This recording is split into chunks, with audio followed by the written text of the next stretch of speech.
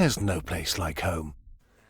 You ever feel like life is rushed and you need to step back and just relax? Then Starbursts is a game for you.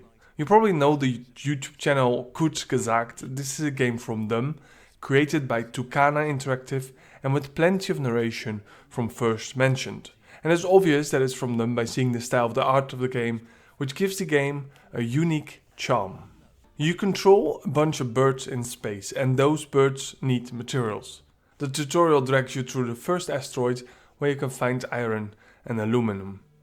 You build a launch pad on the asteroid so you can leave to haul materials to your spaceship and connect several extractors to the launch pad, up to a maximum of 4 at first.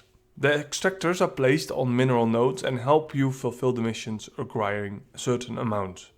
Just iron and aluminum isn't enough, and you quickly have enough tech points to research another asteroid, which turn out to have copper and water. Now, copper is just another mineral, but water is much more important. Especially because once you research a refiner, you can turn water into oxygen, and living things in space happen to need that most of the time. You can connect any building to other buildings by just dragging from one building to the other to create a pipe. This will connect both buildings. And water can be dragged to the launch pad if you just need water, or water can be dragged to the refiner if you just want oxygen, and the refiner can be dragged again to the launch pad to collect the oxygen. Easy enough. If you run out of money or things to do, you can deploy a rover and find several small nuggets scattered on each of the asteroids. This is a manual task, but it's not like you have anything else to do while waiting. After completing a sector, you can get the rewards, and you can upgrade the rover or the extractors. If multiple quests compete for the same resources, you can drag them to reorder them. You will always be able to choose a new quest once you run out. This way you can keep working on either credits or tech points automatically. You can also find special object that requires an excavation hub. This in turn needs to be connected by those resources to get the special objects.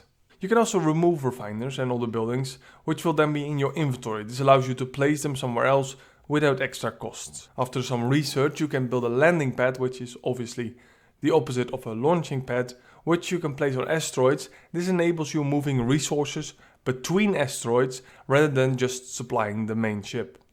Eventually combining minerals to get new ones through, for example, a chemical lab, which means more transport between asteroids. The wiki can really help you research and view the minerals required.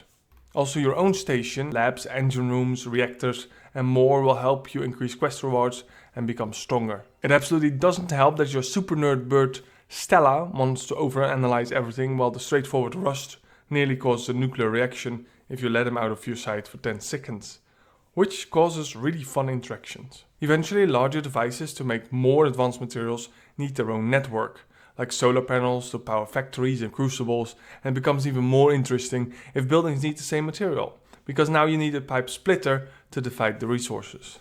This all causes an endless membrane of wires and rewires and replace and shuffle, and at times too much chaos to keep track. But it's happy chaos, one you created yourself. After enough resources are created, you can finally beam for almost a century through space, of course in cryosleep, and arrive at your next destination.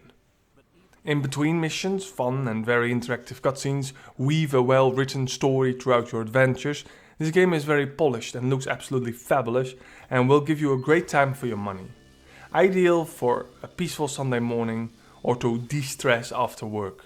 The next area will all be about staying warm, but you'll find plenty of familiar resources, and eventually it becomes easier to know what to place to get which resources. I highly recommend this game to anyone who doesn't shy away from a good game, and stop the review here not to spoil all the fun, as it already gave plenty of an idea what to expect. Thank you for watching, and see you next week where we highlight the forgotten nucleus in the endless stream of cells we call a Steam library.